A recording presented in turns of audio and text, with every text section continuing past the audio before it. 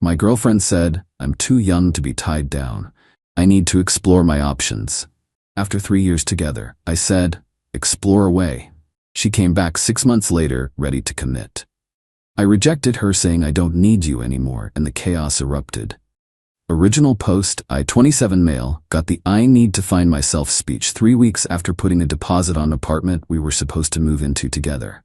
Mia, 25, and I had been together 3 years. Met at a friend's game night, hit it off immediately.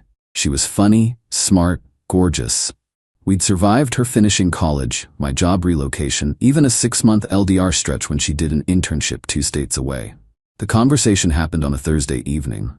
We were at this taco place we loved, planning furniture layouts for the new apartment. Then she put her fork down. Derek, we need to talk. My stomach dropped. Nobody says that before good news. I've been thinking, she continued, twirling her hair nervously. I'm 25. I've only been with 3 guys, including you. I feel like I'm missing out on experiences, you know? I'm too young to be tied down. I stared at her. Tied down? We're moving in together, not getting married tomorrow. But that's the path we're on, right? Move in, get engaged, married, kids. The whole thing. And I need to explore my options, see what else is out there. So you want to break up to date around? She nodded, reaching for my hand. I pulled it back. But we can stay friends. And who knows, maybe after I've had my fun, we can reconnect. You're definitely husband material, Derek. Just not yet. Husband material. Not yet, like I was a coach she wanted to put on layaway. Mia, I said slowly, if you leave to explore, we're done. Permanently. She laughed. Actually laughed. Don't be dramatic. People take breaks all the time. This isn't a break. You're ending a 3-year relationship to sleep around. That's not. I mean... She sighed. Look, I know you're upset, but you'll understand eventually. We're meant to be together. I just need to get this out of my system first. I stood up, threw cash on the table for my half. Explore away, Mia. Hope you find what you're looking for. Left her sitting there, mouth open. Went straight home, called the landlord about the deposit. Lost $500 since Mia hadn't signed anything yet, but worth it to not deal with breaking the lease later. Blocked her on everything that night. Not dramatically, just decisively. She wanted to explore? She could do it without me watching from the sidelines. Update 1. 2 months later. Lot of DMs asking for updates. Honestly thought that was the end of it. Nope. 2 months of radio silence, then the flying monkeys arrived. First was her best friend Tessa. Got a text from an unknown number. Hey Derek, it's Tessa. Can we talk? Mia's really struggling. Deleted it. Then her sister Nora found me on LinkedIn. Hi Derek, hope work is going well. Random question, are you planning to be at Brent's birthday party? Mia mentioned you guys are taking some space, but she really misses you. Taking some space, like I'm on vacation. Didn't respond. Then came the accidental run-ins. Suddenly Mia's at my coffee shop, my grocery store, the bookstore I go to every Saturday. Each time acting surprised. Derek, oh wow, what are the odds? The third time I just said pretty high since you know my routine. She tried to look offended. I shop here too. Since when? You hate this store. You said their produce section smells weird. People change, she huffed. Exactly, I said, taking my cart to self-checkout. But here's what killed me. Mutual friends started telling me about her exploration phase. Different guy every week on her Instagram stories. Clubbing constantly. Vegas trip with some dude she met on Hinge. Living her best life apparently. Meanwhile, I was just living. Started playing in a rec league basketball team. Took a coding boot camp my company offered. Got promoted to team lead. Turns out focusing on work when you're not planning romantic dinners constantly really boosts productivity. Then last week happened. Got home from basketball practice to find Mia sitting outside my apartment door. Not dressed for clubbing this time, wearing the old college hoodie of mine she'd kept. We need to talk, she said. No, we don't. I unlocked my door. She stood up. Please, Derek. 5 minutes. You had 3 years. You traded them for 6 months of exploration. How'd that work out? Tears started. I made a mistake, okay? I explored, I dated, I had my fun. And you know what I learned? That you're the one I want. I actually laughed. I'm the one you want now, after you've test-driven every other option. That's not fair, isn't it? You literally told me I was husband material you wanted to save for later. like I'd just be waiting on the shelf. I thought you would wait. We had 3 years together. Had, past tense. You ended it to go have fun, and now I'm ending the fun to be with you. The entitlement, the absolute entitlement. Mia, I'm seeing someone. That was a lie. I wasn't. But watching her face crumble was worth it. What? Who? For how long? Doesn't matter. What matters is I moved on. Like you wanted. I didn't want you to move on. I wanted you to be there when I came back. There it was. The truth. Go home, Mia. She didn't. She sat back down. I'll wait. You'll realize we're meant to be together. I called building security. Told them my ex was trespassing. They escorted her out while she yelled about true love and second chances. That should have been the end of it. It wasn't. Update 2. The escalation. The day after security removed her, the campaign started. First, she showed up at my job, told reception she was my girlfriend and needed to drop off my medication. Security called me down. She was holding a bag from the sandwich shop we used to go to. You forgot your lunch, babe. The security guard looked confused. I didn't even engage. She's my ex. Please remove her. Derek, don't be like this. We need to talk. Watch security walk her out while my coworkers tried not to stare. My manager pulled me aside after. Everything okay? Ex-girlfriend having trouble with the concept of ex. Won't happen again. It happened again. Different approach though. Flowers arrived at my office. Huge arrangement. The card, for my soulmate. Always yours, M. Threw them in the break room. Let the admins enjoy them.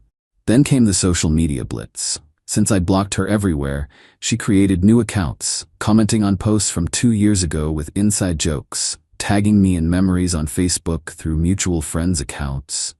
Posted this long letter on Instagram about losing the love of her life to pride. My favorite part, he says he's moved on, but I know he still loves me. True love doesn't just disappear. My buddy Trevor sent me screenshots. Bro, she's lost it. Just ignore it, I told him. Told everyone. Don't engage, don't respond, don't give her ammunition. But Mia wasn't done. She reached out to my mother. My mother. Mom called me confused. Honey, Mia just called crying about how you won't forgive her for some fight. What happened? Explain the whole story. Mom was quiet for a minute. So she dumped you to sleep around and expects you to take her back? Basically. Oh hell no. I like that girl, but hell no. I'll handle this. Don't know what Mom said, but Mia's mom called me the next day screaming. How dare you turn your mother against my daughter? Mia made one mistake. One mistake. You're destroying her. Mrs. Patterson, your daughter made a choice. I've made mine. Please don't contact me again. You'll regret this. She was the best thing that ever happened to you. Then why did she leave? Silence. Then, you're a cold, heartless man. No, I'm a man who knows his worth. Goodbye. The calls kept coming. Different numbers, borrowed phones. Each voicemail more unhinged. I know you're home. I can see your light on. That blonde girl from your basketball team, is that her? Is that your new girlfriend? We're meant to be together. You know we are. I'll wait forever if I have to. Filed a police report for harassment. Officer basically said unless she threatened me physically, it was a civil matter. Suggested a restraining order. My lawyer buddy Anthony looked into it. You need more documentation. Keep recording everything. So I did. Every text, voicemail, unexpected visit. Built a file. Then last night, things went nuclear.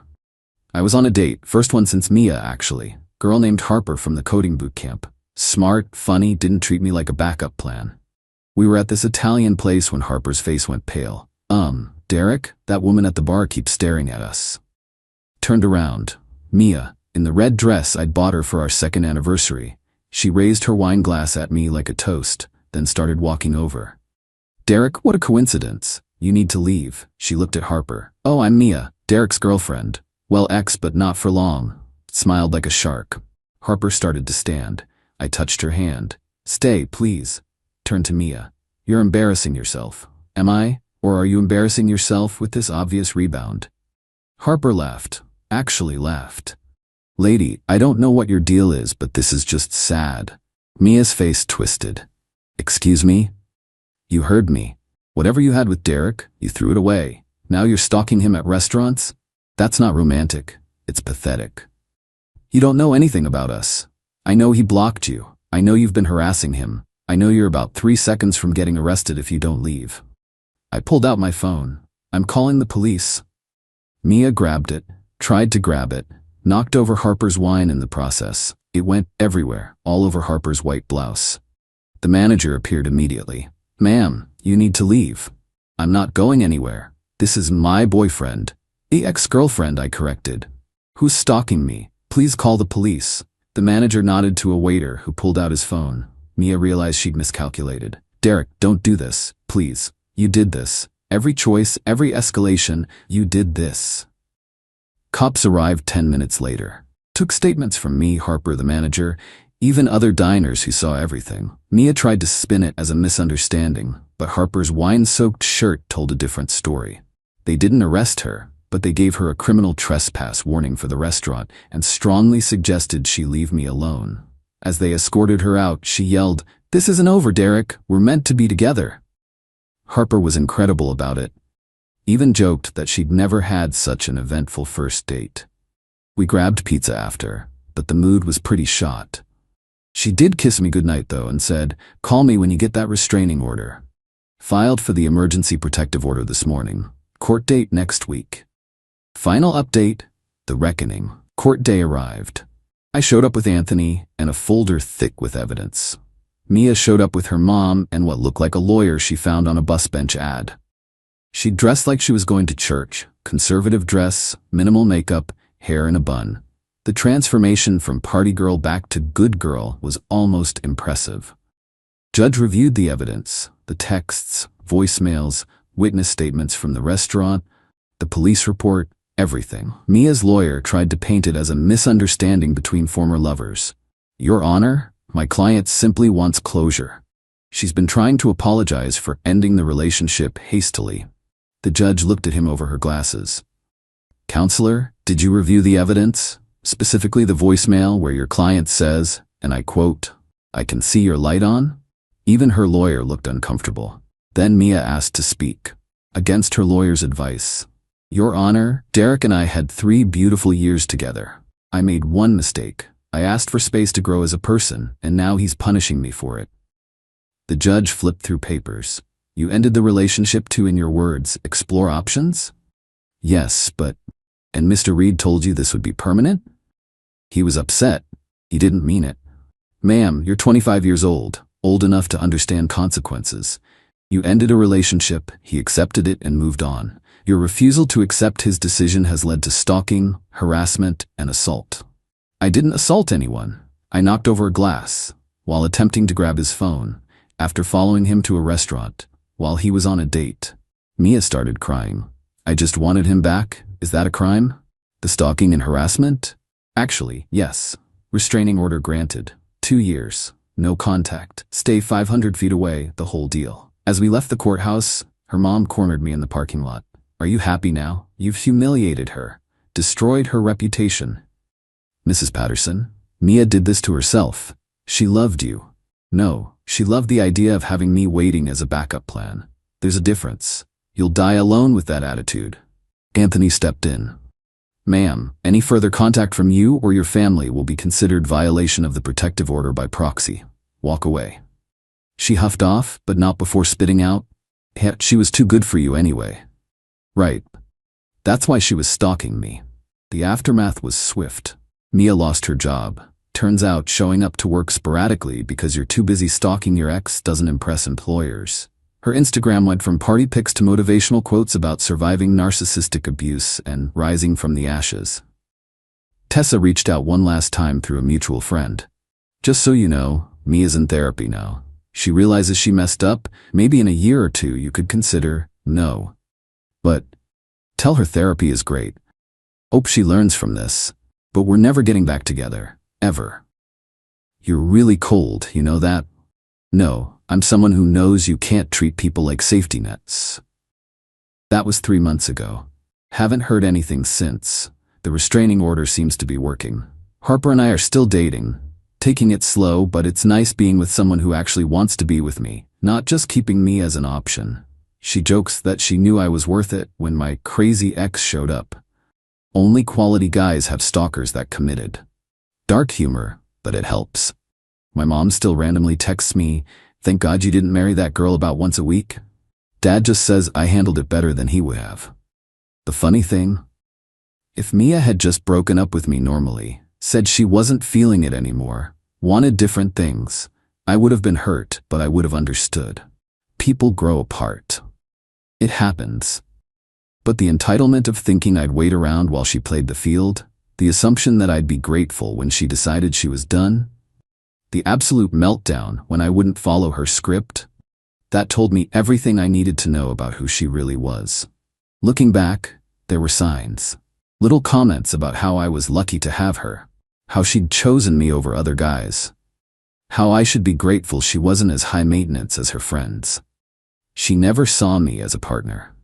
I was an accessory, a safe, stable accessory she could put down and pick back up whenever convenient. Well, this accessory walked himself right out of her life. Best $500 deposit I ever lost. Probably saved me from a divorce that would have cost way more, financially and emotionally. To anyone reading this in a similar situation, you're not a backup plan. You're not someone's safety net. You're not required to wait around while they find themselves or explore or whatever they want to call it. When someone shows you how they value you, believe them. And value yourself enough to walk away, even when they stalk you afterward. Especially then, actually. Trust me, the restraining order paperwork is worth more than their promises ever were.